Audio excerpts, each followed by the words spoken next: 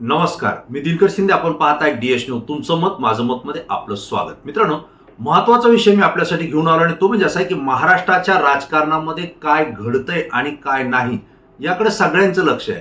अनेक घडामोडी अशा घडतायत की ज्याचा विचारही लोकांनी केलेला नसेल. विषय महत्वाचा तो म्हणजे राष्ट्रवादी काँग्रेस अजित पवार गट आणि राष्ट्रवादी काँग्रेस शरद पवार गटाचा. विशेष आपल्या एक गोष्ट लक्षात येईल की ज्या घडामोडी राष्ट्रवादी अजित पवार गटांच्या आमदारांमध्ये किंवा पक्षांतर्गत ज्या घडतायत त्याकडे सगळ्यांचं लक्ष आहे.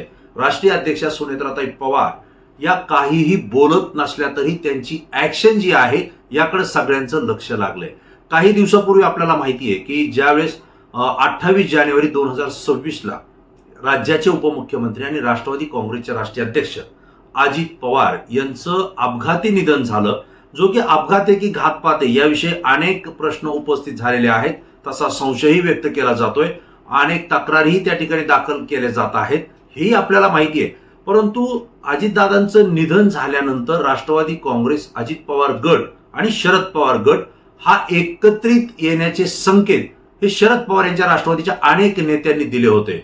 सगळ्यांनी सांगितलं होतं की अजितदादा पवार आणि राष्ट्रवादी शरद पवारच्या गटाच्या नेत्यांच्या अनेक बैठका झालेल्या आहेत. दोन्ही राष्ट्रवादी काँग्रेस विलिनीकरण व्हावं, एकत्रित यावं ही अजितदादांची भूमिका होती. प्रदेश अध्यक्षही ठरला होता असं शरद पवार गटाचे अनेक नेते सांगत होते. मात्र याच वेळी अजित पवार गटाचे जे नेते आहेत, मग त्याच्यामध्ये प्रफुल्ल पटेल असतील, सुनील तटकरे असतील किंवा आणखी त्यांच्या सोबतचे जे कोणी नेते आहेत हे सांगत होते असं काही घडलं नाही आणि घडलं असेल तर आम्हाला काही माहीत नाही.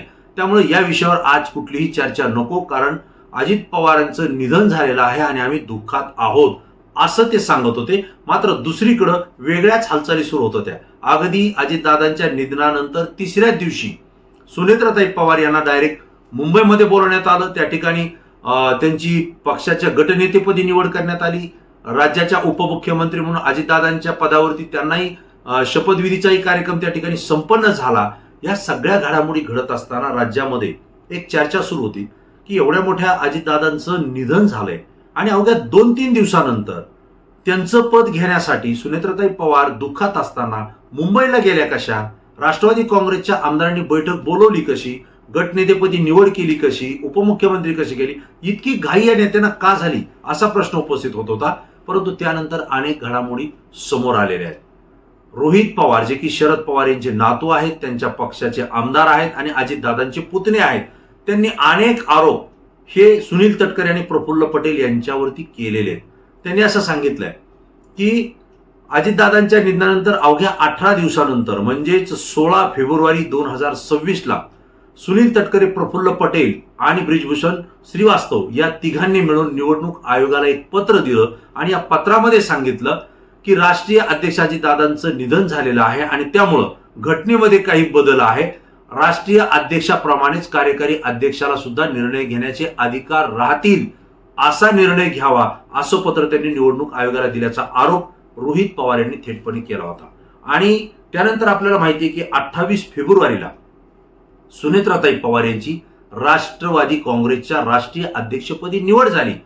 ज्यावेळेस रोहित पवारांनी हे म्हटलं की असं पत्र सुनील तटकरे आणि प्रफुल्ल पटेल यांनी दिलेलं आहे, हे लक्षात आल्यानंतर सुनेत्राताई पवार यांच्याकडून तात्काळ हालचाली करण्यात आल्या आणि निवडणूक आयोगाला 10 मार्च 2026 ला एक पत्र दिलं गेलं आणि या पत्रामध्ये स्पष्टपणे सुनेत्राताई पवार यांनी म्हटलंय की अजितदादांच्या निधनानंतर आणि आज तागायत म्हणजे आजपर्यंत राष्ट्रवादी काँग्रेसकडून जे पत्रव्यवहार आपल्याकडे झालेला असेल तो अवैध ठरविण्यात यावा, त्याचा विचार करण्यात येऊ नये, म्हणजे तो गृहीत धरू नये. यापुढे माझ्याकडून जो व्यवहार होईल तोच गृहीत धरावा असा त्याचा अर्थ आहे. म्हणजे सुनील तटकरे, प्रफुल्ल पटेल यांनी दिलेलं जे काही पत्र आहे ते रद्द ठरवावं, अवैध ठरवावं, त्याचा विचार करण्यात येऊ नये असं स्पष्टपणे सुनेत्राताई पवारांनी सांगितलंय. मित्रांनो, याचा अर्थ काय की रोहित पवार जे सातत्यानं सांगतायत की अजित पवारांच्या निधनानंतर ही राष्ट्रवादी काँग्रेस आपल्या ताब्यात घेण्याचा प्रयत्न प्रफुल्ल पटेल आणि सुनील तटकरे करतायत.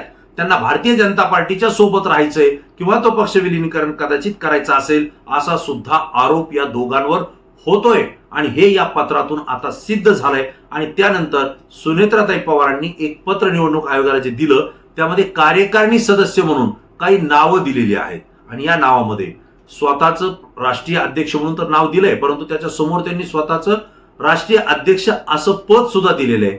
त्यासोबत जी कार्यकारिणी दिलेली आहे किंवा जी पदाधिकाऱ्यांची नावं दिलेली आहेत, यामध्ये 13 नावं आहेत. त्यामध्ये फक्त खजिनदार एवढंच एक पद दिलंय. बाकी सुनील तटकरे यांच्या समोर महाराष्ट्र प्रदेश अध्यक्ष असा उल्लेख केलेला नाही. आणि त्यासोबत सगळ्यात महत्वाचा भाग म्हणजे प्रफुल्ल पटेल यांचा राष्ट्रीय कार्यकारी अध्यक्ष म्हणून त्या ठिकाणी उल्लेख करण्यात आलेला नाहीये. म्हणजे ज्या दोघांनाही त्यांच्या पदापासून कार्यकारिणी देत असताना बाजूला ठेवलं गेलंय हे स्पष्टपणे या ठिकाणी दिसतंय. आणि यानंतरच खऱ्या गडबडी सुरू झालेल्या आहेत. मित्रांनो, आपल्याला माहिती आहे की शरद पवार यांचा गट, त्यांचे नेते, मग जयंत पाटील असतील ते वरिष्ठ नेते आहेत, शशिकांत शिंदे जे प्रदेश अध्यक्ष आहेत, राजेश टोपे आहेत, खासदार अमोल कोल्हे आहेत आणि रोहित पवार आहेत. या सगळ्यांनी सांगितलं होतं की अजितदादा पवार आणि शरदचंद्र पवार या दोन्ही राष्ट्रवादीचं एकत्रीकरण, विलिनीकरण करण्याचा निर्णय झाला होता.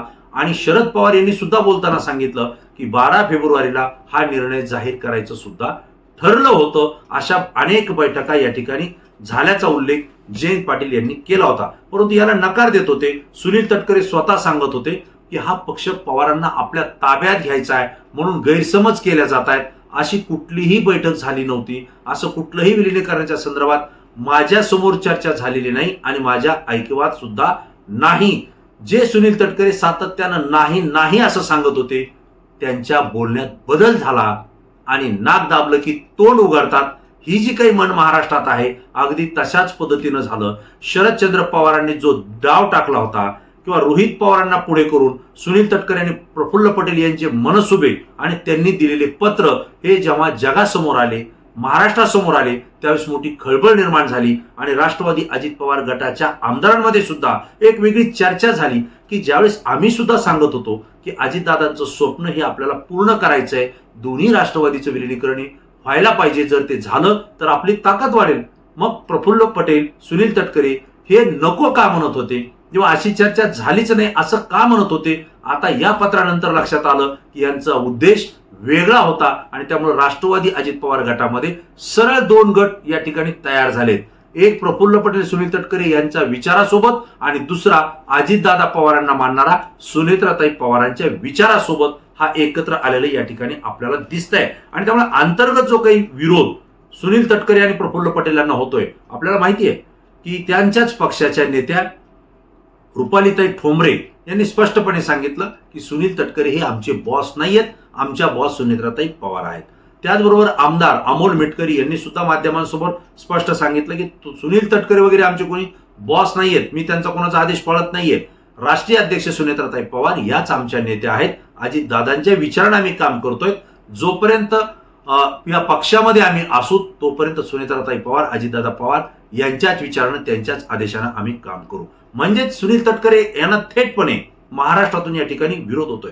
आपल्याला माहिती आहे रुपालीताई चाकणकर ज्यांचं महिला आयोगाचं अध्यक्षपद हे राजीनामा त्यांना द्यावा लागला, प्रदेश अध्यक्षपदाचा राजीनामा द्यावा लागला, कारण भोंदू बाबा आणि अश्लील कृत्य करणारा, महिलांच्या जीवनाशी खेळणारा जो काही आहे अशोक खरात याच्या सोबत त्यांचे अनेक ठिकाणी बैठका झाल्याचे किंवा कार्यक्रमात असल्याचे फोटो व्हायरल झाले, त्यांचे संबंध त्या ठिकाणी समोर आले, विरोधकांनी त्याच्यावरती चर्चा केली आणि त्यांना राजीनामा द्यावा लागलेला आहे. परंतु त्यांची सुद्धा पाठराखण सुनील तटकरे करत होते आणि त्यामुळे पक्षाची बदनामी होत होती, हे एका गटाची त्या ठिकाणी भावना होती. आणि त्यांनी सुनेत्राताई पवारांना सांगितलं होतं की रुपाली चाकणकर यांचा तात्काळ राजीनामा घ्या, त्यांची हकालपट्टी करा, नसता पक्ष बदनाम होईल आणि पक्षाला यासोबत पुढे कुणी येईल की नाही असा आमच्या समोरचा प्रश्न आहे. आणि मित्रांनो, या घडामोडी घडल्यानंतर शरद पवारांनी जे रोहित पवारांच्या माध्यमातून जो काही डाव टाकला होता किंवा जे काही प्रकरण चव्हाट्यावर आले होते, यानंतर नाक दाबल्यावर तोंड उघडतं तसं सुनील तटकरेंचं या ठिकाणी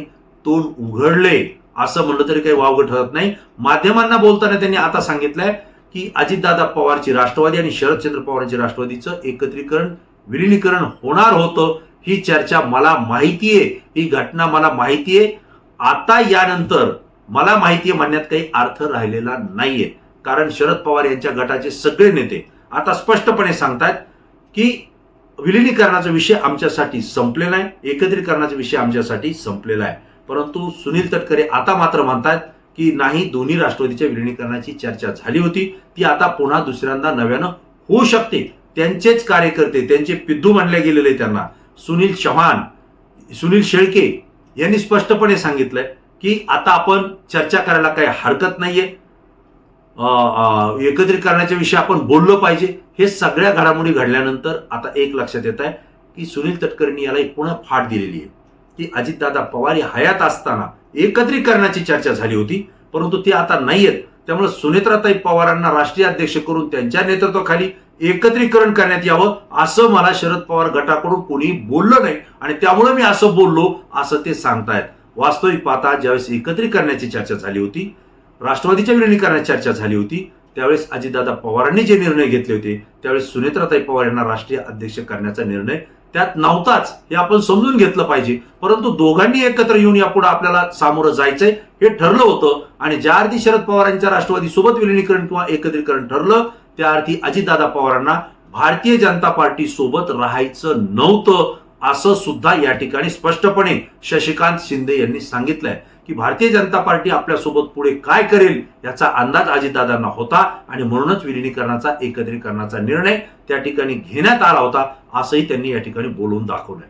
मित्रांनो, आपल्याला माहिती आहे या घटनेमुळे सुनील तटकरे, प्रफुल्ल पटेल आणि त्यांच्यासोबत असलेले जी कोणती चौकडी असेल त्यांना सुद्धा मोठा हादरा बसलाय, दणका बसलेला आहे आणि शरद पवारांनी एक डाव टाकल्यानंतर तटकरे यांचं त्या ठिकाणी तोंड उघडलेलं आहे असं म्हणावं लागेल. ते उघडे पडलेले आहेत असंही आपल्याला म्हणावं लागेल, कारण हेच जर ते अगोदर बोलले असते तर त्यांचं राष्ट्रवादी अजित पवार गटामध्येही वर्चस्व राहिलं असतं, मान सन्मान राहिला असता आणि त्याच पद्धतीनं शरद पवार यांच्या राष्ट्रवादीचे नेत्यांनी सुद्धा त्यांना प्रामाणिक आणि सच्चा मित्र अजितदादांचा आहे हेही मानलं असतं, कारण ते सत्य बोलले. भले एकत्रीकरण झालं असतं किंवा नसतं झालं, पण ज्या घडामोडी झाल्या त्या जर त्यांनी मान्य केल्या असत्या, ऍक्सेप्ट केल्या असत्या, लोकांसमोर पारदर्शकपणे त्या ठिकाणी जर व्यक्त केल्या असत्या तर निश्चितपणे त्यांची उंची राष्ट्रवादी काँग्रेसमध्ये वाढली असती, जे की आता उलटे फेरे पडलेले आहेत. प्रफुल्ल पटेल आणि सुनील तटकरे यांची अजित पवारांच्या राष्ट्रवादीमध्ये या ठिकाणी ताकद ही कमी झालेली दिसते. या पुढच्या कालावधीमध्ये त्यांच्या म्हणण्यावर पक्ष चालेल असा कुठलाही विचार सुनेत्राताई पवारांचा नाही असा संदेश त्यांनी राष्ट्रवादी काँग्रेसच्या इतर नेत्यांना दिलेला आहे. एकंदरीत ही जी परिस्थिती आहे मी आपल्या समोर या ठिकाणी व्यक्त केली आहे की नाक दाबल्यानंतर तोंड उघडणे ज्याला म्हणतात ते पवारांच्या एकाच डावामध्ये तटकरे उघडे पडल्याचं चित्र या ठिकाणी मला पाहायला मिळतंय. मित्रांनो, तुम्हाला काय वाटतंय? ज्या घडामोडी आहेत या घडामोडीमध्ये तुमची प्रतिक्रिया तात्काळ द्या. सुनील तटकरे, प्रफुल्ल पटेल हे उघडे पडलेत का आणि राष्ट्रवादी काँग्रेस अजितदादांचा पक्ष हा आपल्या ताब्यात घेण्याचे मनसुबे हे त्यांचे उधळल्या गेलेत का आणि हे उधळले गेले असतील तर नेमकं ह्याला जबाबदार कोण? मित्रांनो, या प्रश्नांची उत्तरं तुम्ही तात्काळ द्या, कारण तुमची प्रतिक्रिया संपूर्ण महाराष्ट्रातून असते, ती अत्यंत अभ्यासू असते म्हणून आमच्यासाठी महत्वाची असते. DS न्यूजला आपण अजूनही सबस्क्राईब केलं नसेल तर तात्काळ सबस्क्राईब करा. असेच नवनवीन व्हिडिओ पाहण्यासाठी आमच्या सातत्यानं संपर्कात राहा. पुन्हा नवीन विषय, नवीन माहिती घेऊन आपल्या समोर येईल. तोपर्यंत धन्यवाद.